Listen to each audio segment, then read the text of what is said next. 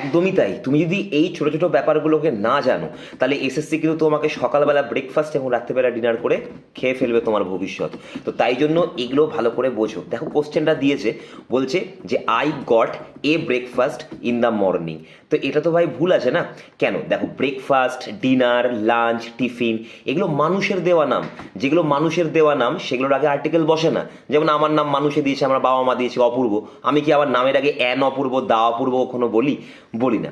তো এটা খুবই নর্মাল একটা ব্যাপার। কিন্তু হ্যাঁ, যদি ব্রেকফাস্টটাকে বলি ভালো ব্রেকফাস্ট, বা লাঞ্চকে বলি খারাপ ব্রেকফাস্ট, বা টিফিনকে বলি খুব সুস্বাদু টিফিন, তাহলে এর আগে আর্টিকেল বসতে পারে। যেরকম I got a good breakfast in the morning, I got a tasty breakfast বা টেস্টি লাঞ্চ ইন দ্য নুন। তাহলে এই জিনিসগুলোকে তোমাকে যদি পুরোপুরি জানতে হয় তাহলে আমি নিয়ে আসছি 10th মে একটা বড় ম্যারাথন, যেখানে আমি 200 টপ এরর ডিটেকশনের কোয়েশ্চেন নিয়ে আসছি, যেখানে তোমার পুরো গ্রামারটা একবারই শেষ হয়ে যাবে।